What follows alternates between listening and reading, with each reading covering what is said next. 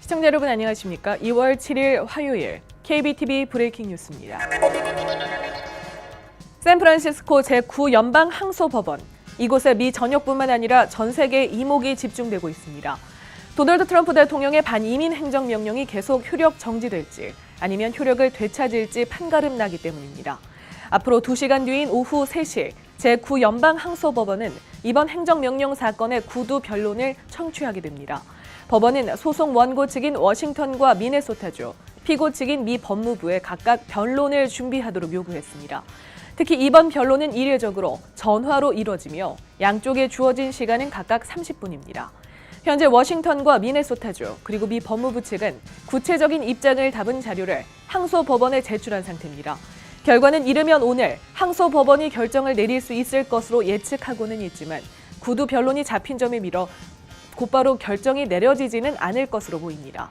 만일 항소법원이 행정명령의 효력 회복을 명령할 경우 미 전역의 공항에서 수백 명이 구금되고 일부 이민자가 추방되는 사태가 발생할 것으로 예상되고 있습니다.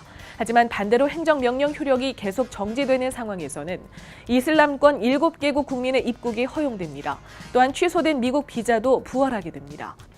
오늘 변론 내용은 법원 웹사이트의 실시간 중계로 확인할 수 있습니다. 이런 가운데 20명 가까운 랍비들이 트럼프 인터내셔널 호텔에서 시위를 벌이다가 체포됐습니다. 어제 오후 트럼프 대통령의 반이민 행정명령에 반대하는 시위가 대규모로 열렸는데 이 중 여성 12명과 남성 7명이 치안 문란 행위로 체포됐습니다. 경찰은 이들이 이동을 거부하고 교통을 차단하는 등 치안을 어지럽혔다고 설명했습니다. 뉴저지 출신 펜실베니아 주립대학 2학년 학생이 건물에서 추락해 사망했습니다. 지난 목요일 오후 11시경 뉴저지 레바논 출신의 19살 티모시 피아자가 베타 세타 파이 동아리 건물에서 떨어졌습니다. 피해자는 당시 동아리에서 주최한 파티를 즐기던 중이었으며 계단에서 떨어져 큰 부상을 입은 것으로 파악됩니다. 피해자는 곧바로 병원으로 옮겨져 치료를 받았지만 결국 토요일 오전 사망했습니다.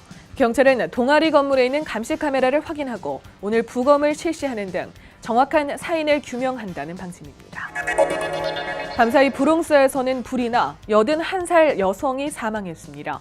화요일 새벽 12시 30분 2051 세인트 레이몬드 애비뉴에 위치한 아파트에서 화재가 발생했는데 81살 여성이 연기를 흡입해 의식을 잃은 채 발견됐습니다. 여성은 병원으로 옮겨졌지만 결국 목숨을 잃었습니다. 당시 화재를 진압한 소방관에 따르면 불이 발생한 아파트 7층에는 사망한 여성만 살고 있었던 것으로 추정되며 아파트 안은 여성의 물건으로 빼곡하게 채워져 있었습니다. 경찰은 이 여성이 물건을 버리지 못하는 강박적 축적 장애를 가지고 있었던 것으로 보인다며 화재의 원인과는 어떤 관련이 있는지 조사하겠다고 밝혔습니다. 경찰이 브롱스에서 일어난 강도 사건의 용의자로 23세 카이란 맥클레인을 쫓고 있습니다. 이 남성은 지난 1월 최소 3번에 걸쳐 트록슨에게 상점에 침입한 혐의를 받고 있습니다. 뉴욕시경은 이 남성이 약 $1,200를 절도했을 것으로 추정하고 있습니다. 용의자는 먼저 1월 13일 오전 1시경 쉴리 애비뉴에 위치한 건물에 침입했습니다. 이 건물에서는 아무것도 사라지지 않았지만 잠시 뒤 인근의 건물에 침입한 용의자는 이곳에서 $1,100의 현금을 훔쳐 달아났습니다. 1월 30일 새벽 3시 용의자는 엘스워스 애비뉴의 상점에 또다시 침입했고 금전 출납기를 가져갔습니다. 이 안에는 $50의 현금이 들어있었습니다. 맥클레인은 건물에 침입할 때 볼트 커터를 사용하거나 유리창을 깨는 등의 수법을 사용한 것으로 알려졌습니다. 경찰은 맥클레인이 백인이라며 5피트 10인치의 키에 200파운드의 체격으로 보인다고 밝혔습니다. 지난 주말 10대 소년들로 이루어진 무리가 한 10대 소녀를 지하철 선로로 밀치고 구타하며 강도 행각을 벌여 경찰이 조사에 나섰습니다. 일요일 저녁 8시경 크라운 헤이츠의 유티카 애비뉴역 승강자에 서 있던 16살 소녀에게 10여 명의 10대 소년들이 접근해 소녀를 지하철 선로로 밀쳤습니다. 이 과정에서 소녀는 머리와 발목에 부상을 입었습니다. 이후 무리 중 2명이 선로로 내려가 소녀의 얼굴이 붓도록 집단 폭행을 가했습니다. 10대 무리는 소녀의 모자와 코트, 고등학교 학생증과 현금 20달러를 훔쳐 달아났습니다. 지하철 선로에 빠진 소녀는 지나가던 시민의 도움으로 구조됐으며 병원에서 치료 중입니다. 경찰은 잔혹한 폭행과 강도 행각을 벌인 10대 소년들을 추적 중에 있습니다. 어제 경찰이 브루클린에서 휠체어에 탄 남성을 상대로 절도 행각을 벌인 용의자를 공개 수배했습니다. 지난 토요일 오전 피해자인 53살 남성은 브루클린 위크스벨에 위치한 자신의 아파트 앞에서 담배를 태우던 중 한 남성이 칼을 들고 그에게 다가왔다고 전했습니다. 용의자 남성은 피해자를 향해 칼을 들이대며 돈을 요구했습니다. 결국 용의자는 피해자의 지갑과 신분증, 데비카드와 휴대폰이 담긴 피해자가 허리춤에 맨 작은 가방을 들고 도주했습니다. 북부 뉴욕 웨체스터 카운티에 신종 사기가 기승을 부려 경찰이 주의를 당부하고 나섰습니다. 특히 경찰은 마운트 키스코 타운에서 차량에 죬새가 끼워진 경우가 많다며 경고했습니다. 실제로 최근 마운트 키스코에서는 이스트 메인 스트리트를 중심으로 차량에 죬새가 끼워져 있는 경우가 빈번하게 발생하고 있습니다. 죬새가 끼워져 있는 경우 차량을 움직일 수 없고 이를 제거하기 위해서는 현금 결제를 해야 합니다. 경찰은 현재 이러한 수법으로 차량을 움직이지 못하거나 돈을 사기당한 사람이 얼마에 이르는지 언급하지 않았지만 상당수가 피해를 입은 것으로 추정됩니다. 경찰은 차에 죬새가 끼워져 있는 경우 절대 돈을 지불하지 말고 경찰에 신고할 것을 당부했습니다.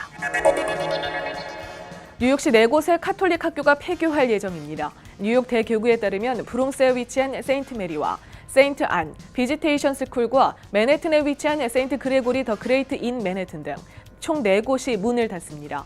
이에 따라 4곳의 카톨릭 학교는 이번 학기 말까지만 운영됩니다.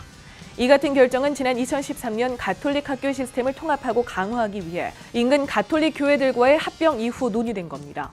한편 가톨릭 학교 교사연합은 폐교에 대한 어떠한 공지도 교사들에게 미리 알려주지 않았다고 성명서를 제출했습니다. 폐교 결정으로 70명이 넘는 교사들이 일자리를 잃을 것이라고 덧붙였습니다. 아마존이 지난해 말 실험적으로 시작한 계산대 없는 식료품 매장 아마존고. 이제 인공지능과 로봇 기술을 적용해 불과 몇 명으로 운영하는 식료품 마트를 계획한다고 밝혔습니다. 고객은 스마트폰을 스캔하고 매장에 들어가 물건을 고른 다음 줄을 서서 계산할 필요 없이 매장을 나오면 됩니다. 그리고 아마존의 기술은 고객이 진열대에서 꺼낸 물건을 추적하는 시스템을 갖추게 됩니다. 아마존은 이런 매장을 다양한 형태로 점차 확대해 2,000개 이상의 매장을 열 계획이라고 밝혔습니다. 이렇게 되면 아마존은 직원을 거의 쓰지 않는 매장으로 노동 비용을 대폭 절감해 수익성을 획기적으로 높일 수 있을 것으로 예상되고 있습니다. 논의되는 내용에 따르면 매장 크기와 형태에 따라 영업이익률은 22%에서 40%로 예상되고 있습니다. 푸드마케팅 인스티튜트가 추산한 업계 평균은 1.7%에 불과한 것이어서 이와 비교하면 상당한 차이를 볼 수 있습니다. 또한 아마존은 절도 방지를 위해 프라임과 프라임 프레시 서비스 회원만 매장을 이용하게 하는 방안을 검토 중인 것으로 알려졌습니다.